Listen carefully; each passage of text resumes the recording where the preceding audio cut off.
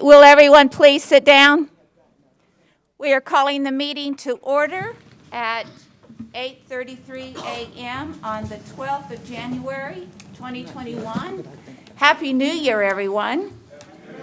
And as we should start the new year off in this city council meeting with a chaplain prayer. And we have Marcella Jenkins here to do that. And I think Gary is going to lead us in our pledges today. So if everyone would rise.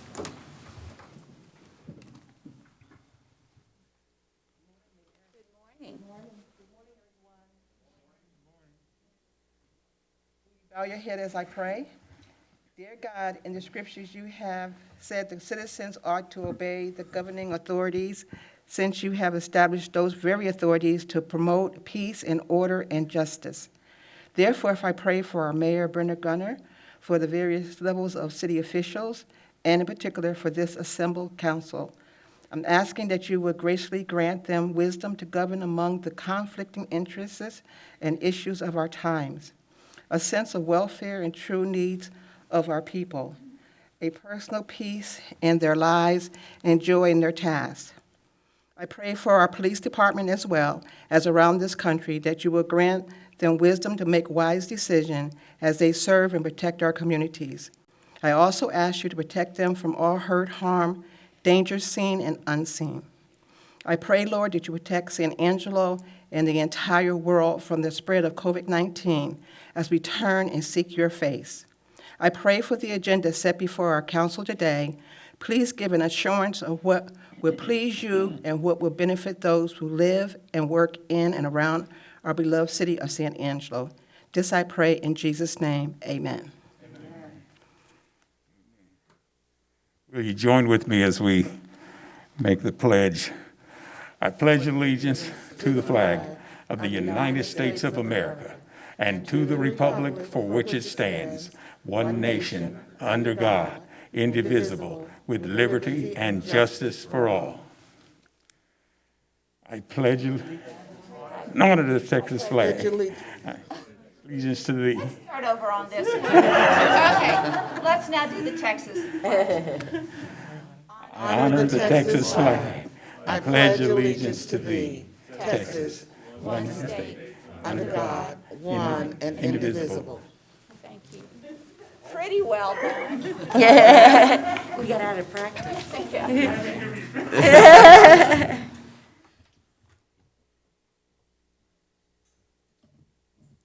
With that, we will in fact move into public comment. And if you choose to offer public comment, we ask the following. Please state your name and address or SMD. Each citizen can speak just once per item unless asked to comment by council. Public comment is limited to 3 minutes unless extended by council or translation services. Proponents or opponents, it's limited to 5 minutes unless extended by council or translation services. Council has no obligation to respond to comments or questions from the public. Any response from a member of the City Council to non-agenda comments is limited to 1, a statement of specific factual information, 2, recitation of existing policy, and 3, directing staff to place a subject on a future agenda. And let me just make a comment. We have Harry Thomas on Zoom this morning, and I believe Tommy Hebert as well. I don't see his face, but I think he is joining us as well. So may I ask if there is any public comment or anyone here to offer public comment today? Yes, please come forward.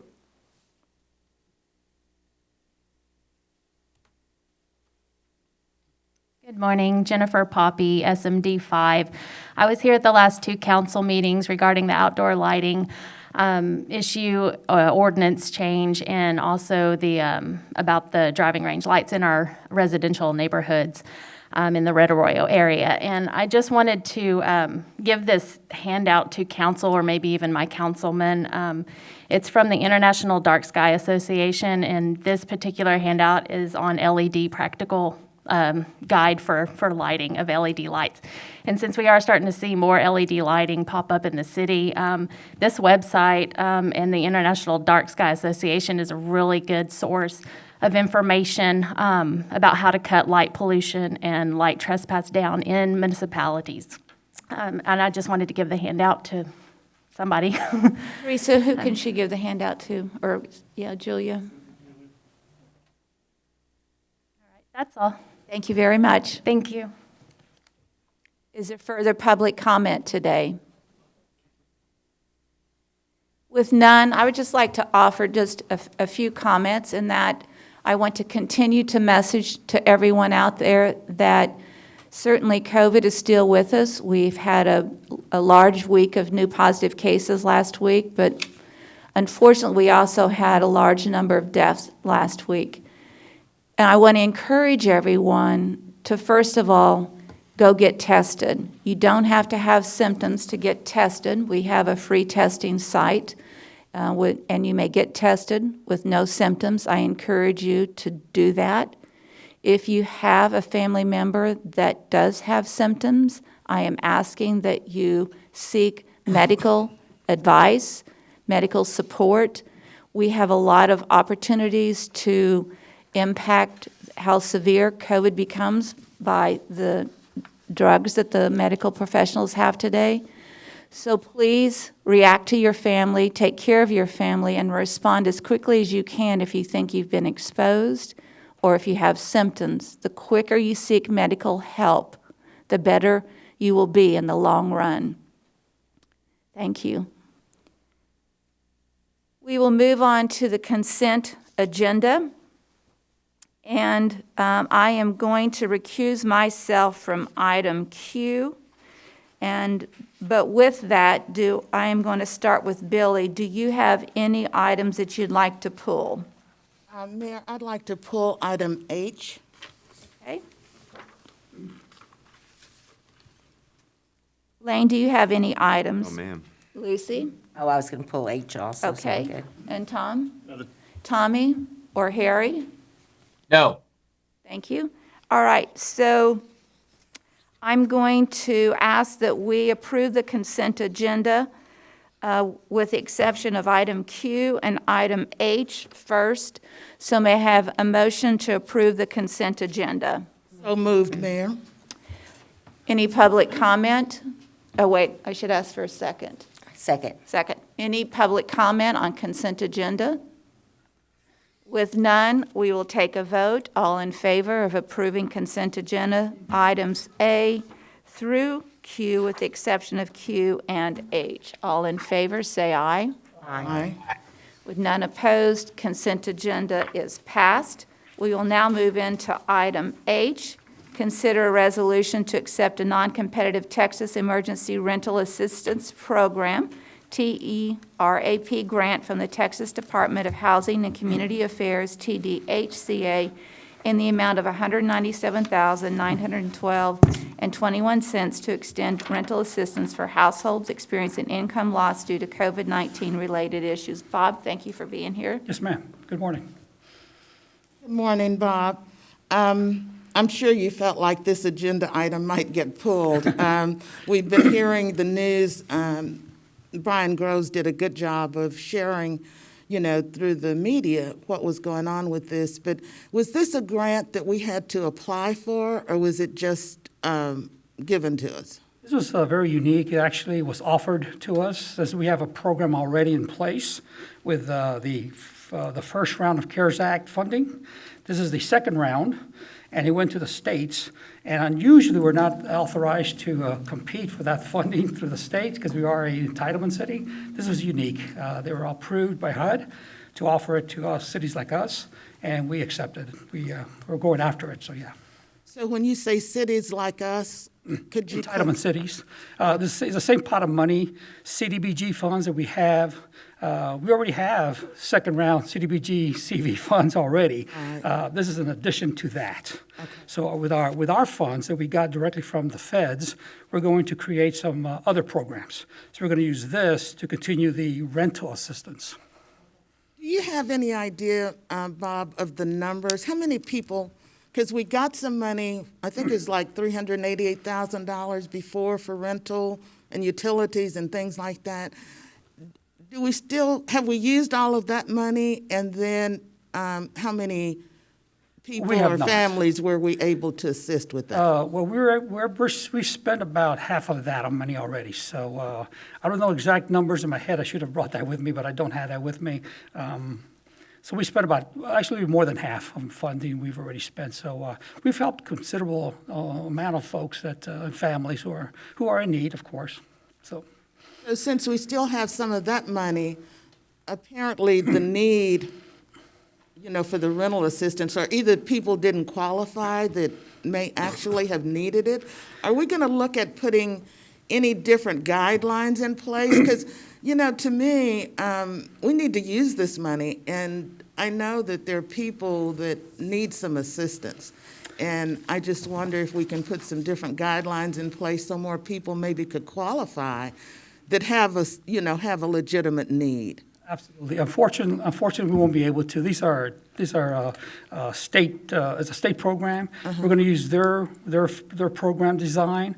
We're going to use their forms. We're going to use their requirements. So we are limited, unfortunately. You're right. We can't reach out to everyone. So again, it's based on income eligibility and need, of course, and that always that does limit the number of folks we can help. It's unfortunate, but we are stuck with that. Okay, now, it just says rental assistance. Can it be used for utilities as well, or just rental? This is strictly rental. Unlike our program, which we can help with utilities and mortgages, this one's strictly rental. Okay. Yeah. Okay, thank you, Bob. Yes, ma'am. Yes, ma'am. Bob, when is this monies available? Well, after today, this Friday, they're going to send out the contract. We submit the contract next week, and then we start February the 1st.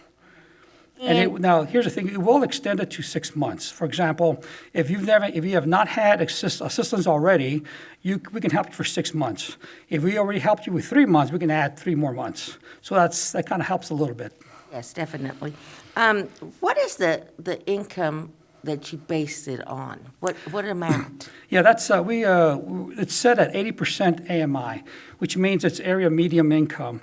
So, to give you an example, a family of 4 cannot make more than $49,000. I keep thinking of that in my head, but it fluctuates based on number of in the household and the area, of course. So. Thank you.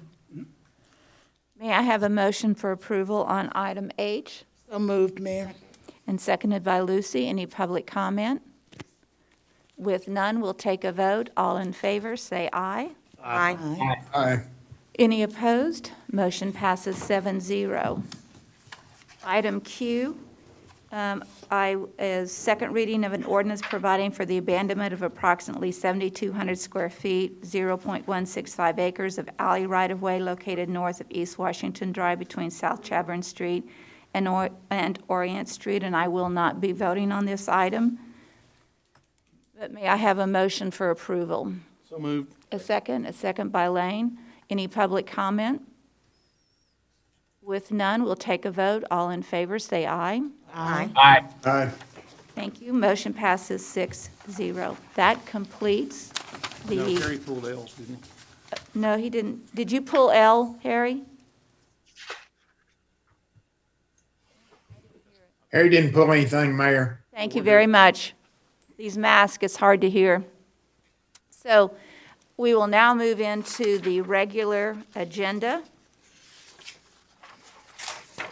Comments regarding items on the regular agenda may be made by the public when each item is discussed as outlined above. Applicants, proponents, and appellants are expected from the time limit above and must limit their remarks to less than 5 minutes. So the first item is consider a resolution creating the Catalyst Project Infill program and designating a funding source. And John James, you are on for this presentation. Thank you. Again, John James, Director of Planning and Development Services. This is, as you know, we do have 2 other existing infill programs. The first one is that development incentive of $5,000 per home for single-family home development. We created about a year ago the Empowerment Zone infill incentive and that can be used for economic development or housing. There's no limit on funding like the $5,000 per home. It's purely at the council's discretion, although it is, both of those programs come from the same funding source, and so the $200,000 per year is what you all have set aside for that. So that's the cap on both of those programs. And the way those programs are created, you can use one or the other, but not both. You can't apply for funding under both of those. So that's kind of the where we are right now. This is a proposal to create a third infill program we're calling the Catalyst Project Infill Program. The goal is to assist projects that would be a catalyst or spur development in a larger area that has gone undeveloped. The boundary is still the same as the other two programs. It's the target neighborhoods that have already been identified. And the emphasis, similar to the others, but the emphasis on this one is extending utilities. So if a project would help by this particular project that you might be looking at under this program, if it helps expand the roads, water, or sewer, that would help open up further areas for development. That's kind of the intent of this Catalyst program. The granting of funds, as with the second program, it's discretionary, or actually, the second program as well as this one would be discretionary by the city council. So an applicant would have to come to you with a proposal asking for funds for something that's eligible, and then you would consider that and could authorize any amount of funding subject to the availability of funding in those infill funds. This program is different in that it can be in addition to one of those other programs. So if we've got a project and they've applied for the $5,000 per home, they can get that, but then they can ask for this money as well, so it can be combined. But again, as of right now, we've got the $200,000 authorized per year, so all three of these programs have to stay within that $200,000 unless you all, for some reason, decide to place more money into that fund. And I will point out, right now, we've got about $165,000 in that fund that has not been already allocated. And which fund, John? Well, the infill fund infill that program. funds all three programs. Oh, okay. Do I have questions from council for John on this? I just want to say that I think this Catalyst Project Infill Program is as important as the original infill program, in that in many cases, the developer is putting in water, sewer, and roads. And so the original $5,000 barely helps that part. And then if you're expected to extend it as well, that's another $100,000 or more. You can't develop in these areas where there is not water, sewer, and roads are in disrepair, if existing. So I think this is hugely important, and I believe that council felt like in one instance anyway that we had approved a developer not having to do it, only to find out that we were not informed enough about what was out there in terms of ordinances. So I believe strongly in this Catalyst project and would ask for support on this. Do I have a motion for approval? So moved. Moved by Lane, a second by Tom. Any public comment? With none, we'll take a vote. All in favor, say aye. Aye. Aye. With none opposed, it passes 7-0. But I do want to ask you a question, if I could, John, if you'll go back to your slide for future conversation on the first one, and that is the second, the item that says second empowerment zone number 1, infill incentives for economic development or housing and no limit on funding. I think these programs have been hugely successful and very important. I'm wondering if we need to re-review down the road that they're on the item 2 in the empowerment zone, that there is no limit on funding. And I don't want to bring it up today. We don't have the information to discuss it, but I do think it's something on that empowerment zone that there should be some limitations on funding because we have limited funds to begin with. So with that said, put that on a future agenda. All right, thank you. On item B, consider approving the Catalyst Project Infill Program request for infrastructure funding in an amount not to exceed $77,050 for the Lakeview Addition Block 11. And the presentation made by Chad Decker and introduction by Planning and Development Services Director John James. Thank you. John James, Director of Planning and Development Services. I'm going to give you an overview, and Chad doesn't have a presentation per se, but he's here to answer questions if there are questions about this particular project.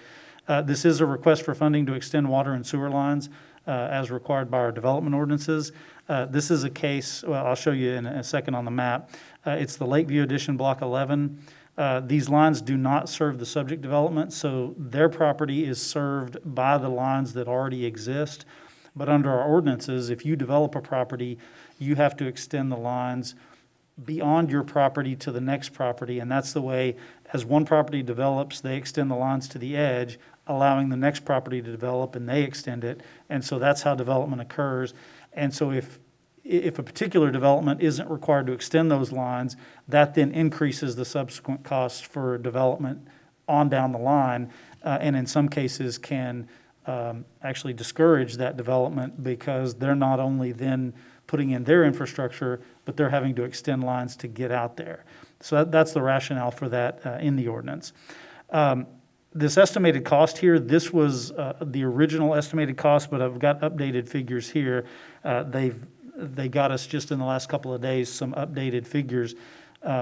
And so the revised plan for utilities is only $53,650, but then their original did not include the design and engineering costs, so adding that in brings it to about $60,000. The item, as you mentioned, did say up to $77,000. So with this revised request, their new request is the $60,650 as a not-to-exceed amount. And the way that works is once the work occurs and happens, they would provide us information on what the actual cost was. And so we don't just write them a check for $60,000. They show what they've spent, and then we reimburse them the amount that it actually cost, up to that maximum amount. So this is the location. They took what used to be three lots facing north and 3 lots facing south to 48th and 49th Street. They reoriented them to face Bowie Street, and that way they're able to serve all of the lots with the utilities on Bowie Street. But what they're required to do is extend the lines this way, again, to serve that future development back to the east.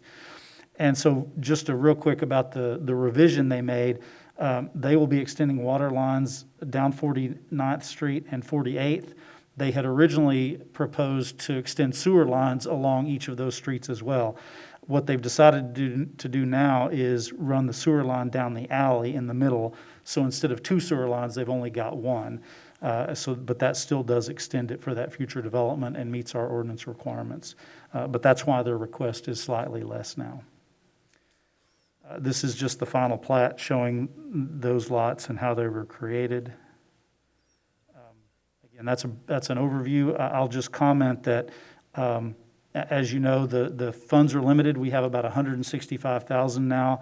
So with this request of $60,000, and as you probably know, you've heard from Miss Denny a few meetings ago.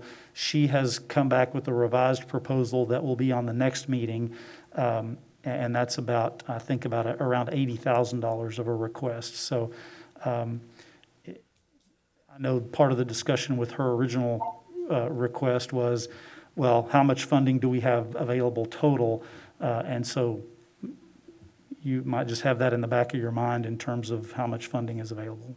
With that, I'd be happy to answer any questions. And as I mentioned, Mr. Decker is here as well. Does anyone have questions for John James or Mr. Decker? Elaine, a second by Tom. Any public comment? Hello, please leave a message. With none, let's take a vote. All in favor, say aye. Get a clarification there. I know the item was listed as, I think, $77,000. And so up to that amount, if we're approving up to that amount or if up to this $60,000 revised amount. We just need to clarify that in the motion. Lane, would you clarify? Chad, do we anticipate going above 60? Right, right. We Erica? use what we use and the rest is not used. Is that correct? Erica Carter with Carter Fentress Engineering. This estimate I put together was based off of local contractors.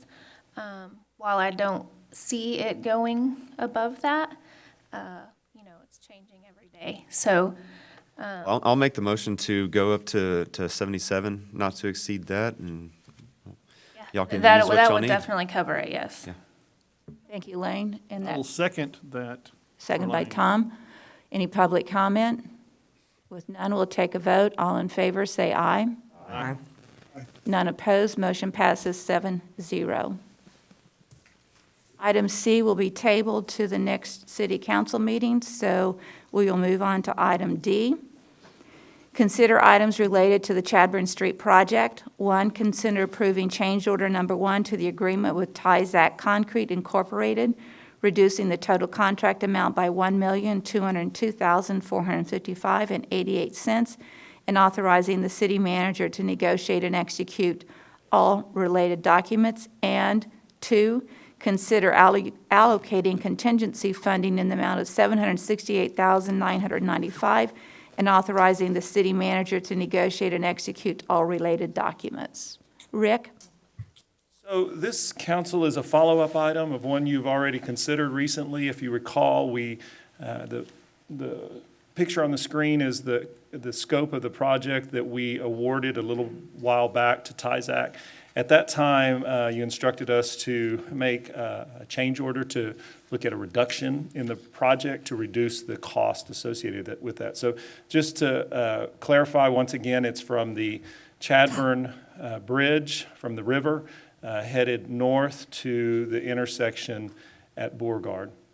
The scope of the project is simply this stretch from that I just described, and as defined by our TxDOT grant, it is the improvements along Chadburn. So what has been changed is that there will not be any extensions on those intersections. Let me go back. That go off of that Chadburn corridor along Concho, Tuig, or Beauregard. So it'll be just that area along Chadburn, not any distance going east or west on those intersections. So in What some distance will it go, Rick? I know it was reduced, but it was originally 150, I think, yeah, and it it's comes really back to... reduced down to just right around that bubble of the Okay. intersection. So in summary, here's what we are looking for today. The original bid to Tyzac that you awarded was for $8,892,361.78.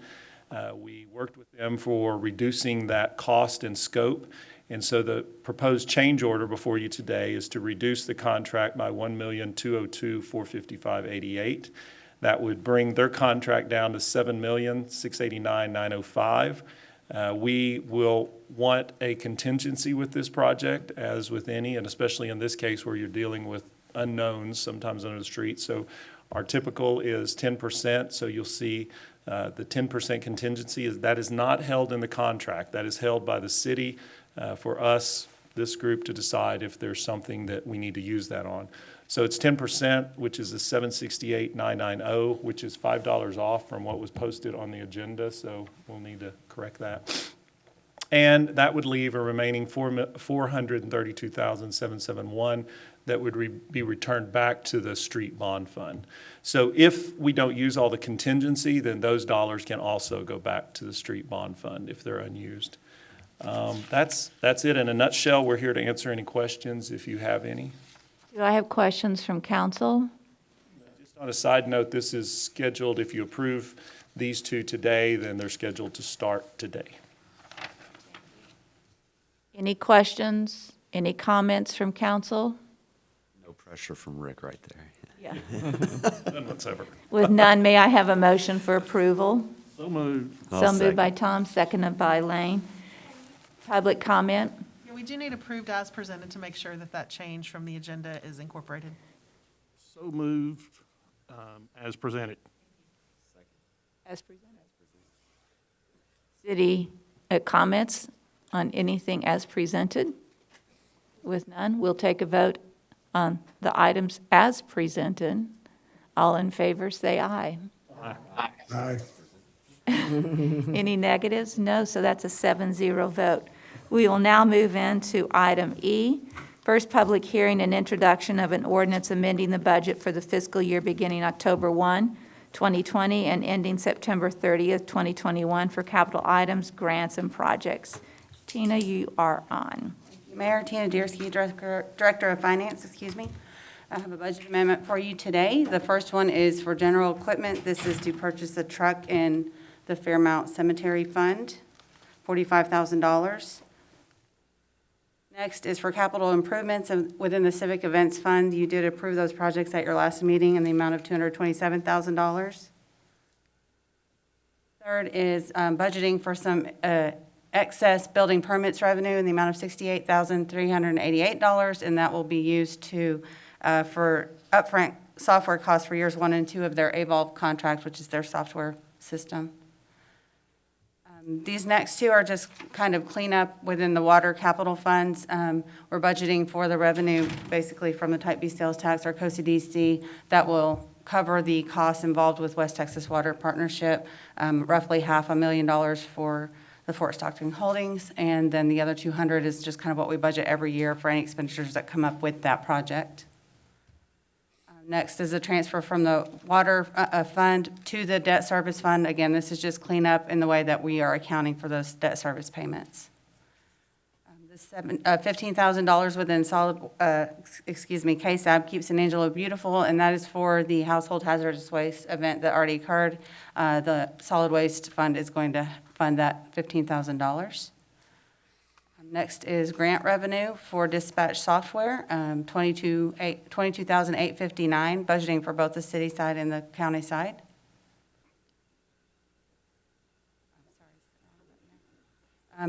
$5,000 in restitution revenue that comes from municipal court, and we are going to budget to use that revenue for this shelter neuter release program. And that's it. That's all I have for you Do this I have morning. questions for Tina on any of these items? No, I'll bring one up as a future item.